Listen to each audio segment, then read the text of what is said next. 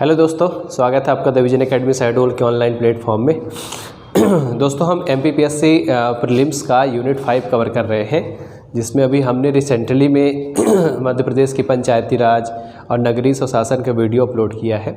अगर आपने उसको नहीं देखा है तो पहले आप उसे देख लीजिए, बहुत हेल्पफुल वीडियो रहेगा आपके लिए। आज एक महत्वपूर्ण चैप्टर हम लेके आ रहे हैं और वो है मध्य प्रदेश की जनसंख्या।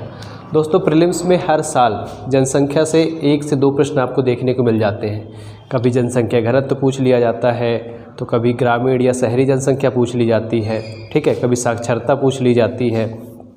इन सब तरीक़ों से प्रीलिम्स में हमेशा सवाल बनते हैं।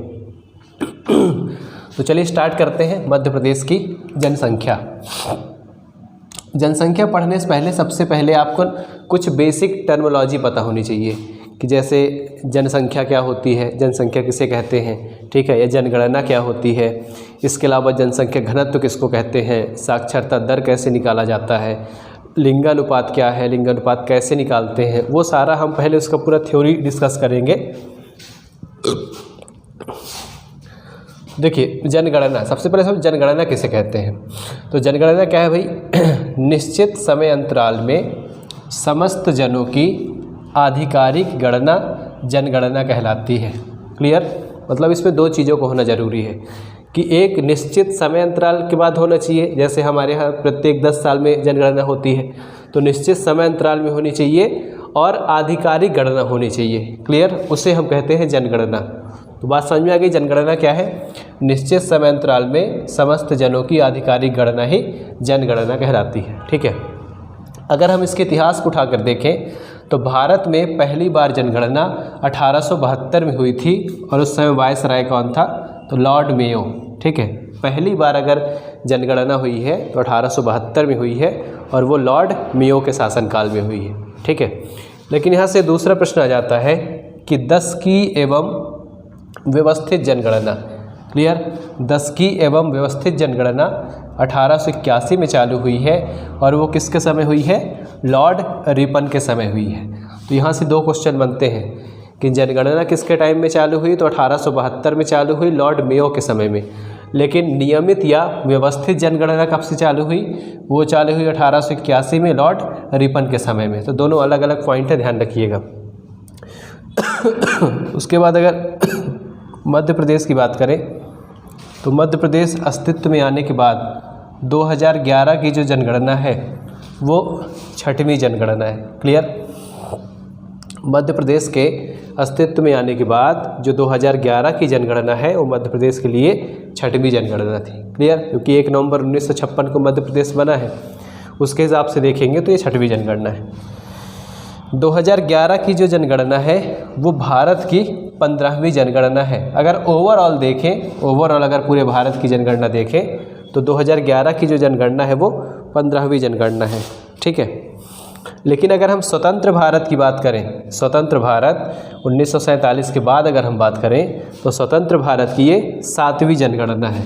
तो यहाँ से 2 पॉइंट बनेंगे, भारत की कौन सी है, तो भारत की 15वीं जनगणना है, लेकिन स्वतंत्र भारत की कौन सी है, तो स्वतंत्र भारत की 7वीं जनगणना है। ठीक है, अगर हम बात करें मध्य प्रदेश का कि मध्य प्रदेश का देश में कौन सा स्थान है जनगणना के संदर्भ में, तो जनगणना के मामले में मध्य प्रदेश देश का 6वां बड़ा राज्य है। क्लियर, जैसे मध्य प्रदेश क्षेत्रफल की दृष्टि से दूसरा बड़ा राज्य है, वैसे जनसंख्या की दृष्टि से मध्य प्रदेश भारत का 6वां बड़ा राज्य है। ठीक है, अब इसमें भी एक क्वेश्चन बन जाता है कि 6वां बड़ा राज्य तो है, लेकिन अगर हम तेलंगाना के गठन की बात करें, जब तेलंगाना का जून 2014 में गठन हो जाता है तो उसके बाद मध्य प्रदेश की 5वीं रैंक हो जाती है जनसंख्या में।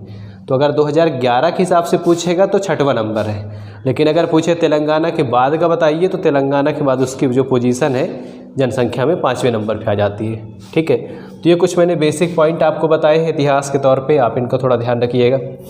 उसके बाद यहाँ पर हम इनके बेसिक टर्म्स को समझेंगे, जैसे जनसंख्या वृद्धि क्या होती है, जनसंख्या वृद्धि दर क्या होती है, क्योंकि आगे चल के हम पढ़ेंगे इनको कि मध्य प्रदेश की जनसंख्या वृद्धि कितनी है, जनसंख्या वृद्धि दर कितनी है, या मध्य प्रदेश का लिंगानुपात कितना है। तो पहले आपको ये क्लियर होना चाहिए कि लिंगानुपात होता क्या है। ठीक है, तो पहले देखते हैं जनसंख्या वृद्धि क्या है। जनसंख्या वृद्धि बहुत नॉर्मल सी बात है, वर्तमान जनसंख्या में से पूर्व की जनसंख्या को हम घटा देंगे तो इससे हमको पता चल जाएगा कि उसकी जनसंख्या वृद्धि कितनी है। क्लियर? तो ये बहुत नॉर्मल सा है, वर्तमान जनसंख्या में से पुरानी जनसंख्या घटा दीजिए तो आपको जनसंख्या वृद्धि पता चल जाएगा। यही अगर जनसंख्या वृद्धि दर निकालना हो तब कैसे निकलेगा? सबसे पहले आपको वर्तमान जनसंख्या में से पूर्व की जनसंख्या को घटाना पड़ेगा। सबसे पहले आपको दोनों का डिफरेंस लेना पड़ेगा, ठीक है। उसके बाद किससे कंपेयर करना है? कंपेयर हमेशा पुरानी जनसंख्या से करेंगे। तो पुरानी जनसंख्या से आपको कंपेयर कर देना है, और चूँकि हम परसेंट निकाल रहे हैं, रेट निकाल रहे हैं, इसलिए हमको 100 का इस्तेमाल करना पड़ेगा।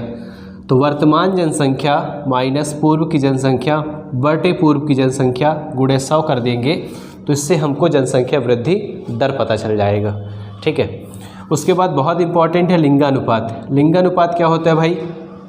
तो लिंगानुपात का मतलब ये होता है कि कुल महिलाओं की संख्या बटे कुल पुरुषों की संख्या गुणे 1000।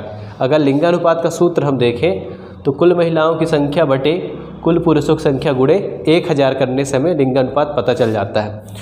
अगर आप मोटे तौर पे इसको समझना चाहते हैं कि लिंगानुपात किसे कहते हैं, तो 1000 पुरुषों की तुलना में कितनी महिलाएं हैं वही कहलाता है लिंगानुपात। जैसे मध्य प्रदेश का लिंगानुपात 931 है। इसका मतलब ये हुआ कि मध्य प्रदेश में 1000 पुरुषों की तुलना में 931 महिलाएं हैं। अगर हम बात करें भारत की, तो भारत का लिंगानुपात है 943।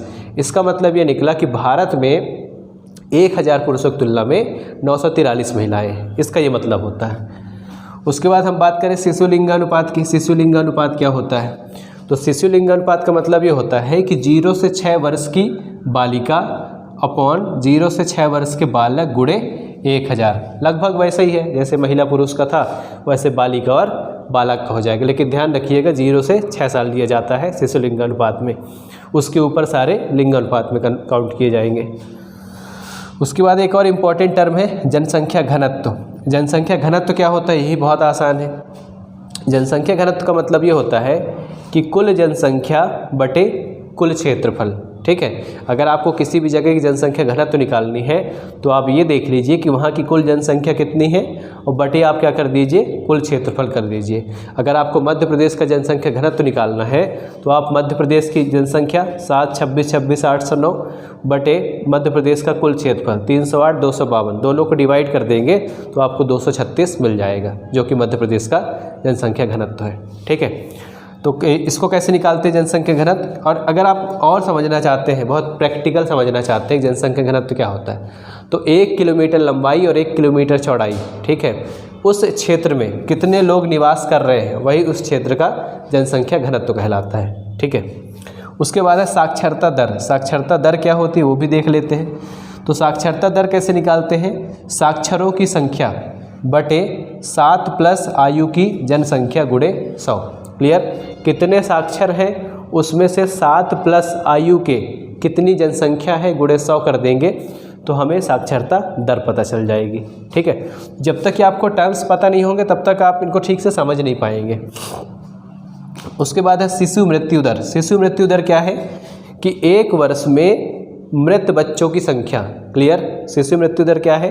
1 वर्ष में मृत बच्चों की संख्या बटे 1 वर्ष में जन्म लेने वाले कुल बच्चों की संख्या गुणे 1000, ठीक है।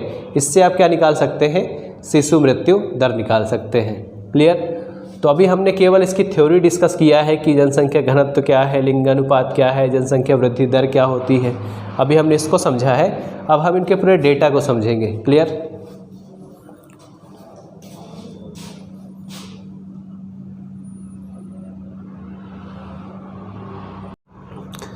तो अभी हमने थ्योरी डिस्कस कर लिया है। अब हम मध्य प्रदेश की जनगणना के 2011 के जो आंकड़े थे उनको बहुत डिटेल से चर्चा करेंगे। दोस्तों इनको याद करना थोड़ा सा मुश्किल रहता है, आप ठीक से इनको देखिएगा, समझिएगा, ताकि बहुत सारी चीज़ें आपको इनको देखकर ही याद हो जाए, ठीक है। तो चलिए स्टार्ट करते हैं। सबसे पहले समझते हैं कि 2011 की जनगणना के अनुसार मध्य प्रदेश की टोटल जनसंख्या कितनी थी। तो 2011 के हिसाब से मध्य प्रदेश की जनसंख्या थी 7,26,26,809। क्लियर? मतलब लगभग देखा जाए तो 7,26,00,000। आप इसको ऐसे याद रखिएगा, 7, 26, 26, 809। इससे आपको थोड़ा जल्दी याद हो जाएगा, है ना। अलग अलग याद करेंगे तो दिक्कत होती थोड़ा सा याद करने में। तो 7, 26, 26, 809 ये टोटल मध्य प्रदेश की जनसंख्या है।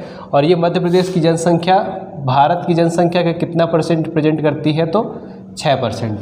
अगर ऐसा क्वेश्चन बन जाए कि मध्य प्रदेश की जनसंख्या भारत की जनसंख्या का कितना % है, तो मध्य प्रदेश की जनसंख्या भारत की जनसंख्या का 6% है। और एमपी की जनसंख्या है कितनी, 7, 26, 26, 809। क्लियर। तो ये तो फैक्चुअल डाटा है, इसको आप डायरेक्ट याद रखिएगा। अब इसमें अगर हम पुरुषों की बात करें और महिलाओं की बात करें कि इसमें पुरुषों की संख्या कितनी है और महिलाओं की संख्या कितनी है, तो 7, 26, 26, 809 में पुरुषों की संख्या है 3,76,12,306, मतलब लगभग 3.76 करोड़ इतनी जनसंख्या पुरुषों की है। ठीक है। अगर हम महिलाओं की बात करें तो 3,50,14,503। क्लियर। तो आप मोटे तौर पे ऐसे याद रखिए कि लगभग 3.76 करोड़ जो है वो जनसंख्या है पुरुषों की और 3.50 करोड़ किसकी जनसंख्या है, महिलाओं की। एक मोटे तौर पे अगर याद रहेगा तो भी चल जाए। सबसे इम्पॉर्टेंट है इनका परसेंटेज। इनका परसेंट डायरेक्ट एग्जाम में पूछा जा सकता है। तो कुल जनसंख्या में 51.7%, ठीक है, 51.7% पुरुषों की जनसंख्या है और 48.3 महिलाओं की संख्या है। क्लियर। तो मध्य प्रदेश की जनसंख्या, इसमें पुरुषों की इंडिविजुअल संख्या, महिलाओं की संख्या और प्लस इनका आपको परसेंटेज भी ध्यान रखना है कि मध्य प्रदेश में 51.7% पुरुष हैं जबकि 48.3% महिलाएं हैं। क्लियर। आगे हम देख लेते हैं कि मध्य प्रदेश की कुल जनसंख्या में कितनी जनसंख्या नगरीय है और कितनी जनसंख्या ग्रामीण है। ठीक है। तो अगर हम कुल जनसंख्या में नगरीय जनसंख्या देखें तो लगभग 2 करोड़ के आसपास है। 2,69,405 इतनी जनसंख्या मध्य प्रदेश की नगरीय जनसंख्या है, जबकि 5,25,57,404। तो मोटे तौर पे आप याद रखिए करीब 5,25,00,000 इतनी जनसंख्या ग्रामीण है और लगभग 2 करोड़ के आसपास नगरीय जनसंख्या है। अगर इन टर्म्स ऑफ परसेंटेज हम देखें तो मध्य प्रदेश की लगभग 27.6% आबादी नगरीय है, जबकि लगभग 72.4% आबादी ग्रामीण है। क्लियर। तो लगभग 27 और 72 का रेशियो है नगरीय और ग्रामीण में और लगभग 51 और 48 का रेशियो है, या आप इसको 52 और इसको आप 48 भी कर सकते हैं। तो इतना रेशियो है करीब किसका, पुरुषों और महिलाओं का। ठीक है। ये डाटा आप एग्जैक्ट याद रखिएगा कि 51.7% पुरुष हैं जबकि 48.3% महिलाएं हैं। इसके अलावा 27.6% नगरीय है जबकि 72.4% ग्रामीण है। ठीक है। अब बात कर लेते हैं कि मध्य प्रदेश में अनुसूचित जाति और अनुसूचित जनजातियों की कितनी कितनी संख्याएं हैं। ठीक है। तो आपको ही मैंने बताया कि मध्य प्रदेश की कुल जनसंख्या कितनी है, 7, 26, 26, 809। ये मध्य प्रदेश की टोटल जनसंख्या है 2011 के हिसाब से। ठीक है। अगर हम इसमें एसटी की बात करें और इसमें हम एससी की बात करें तो मध्य प्रदेश में एसटी की जनसंख्या ज़्यादा है। ठीक है। एसटी की जनसंख्या ज़्यादा है मध्य प्रदेश में और एससी की संख्या कम है। तो अगर हम इंडिविजुअल एसटी की जनसंख्या देखें तो लगभग 1,53,16,784 इतनी जनसंख्या एसटी की मध्य प्रदेश में है। और अगर हम परसेंटेज की बात करें तो लगभग 21.1% मध्य प्रदेश की कुल जनसंख्या का लगभग 21.1% यहाँ पर एसटी है।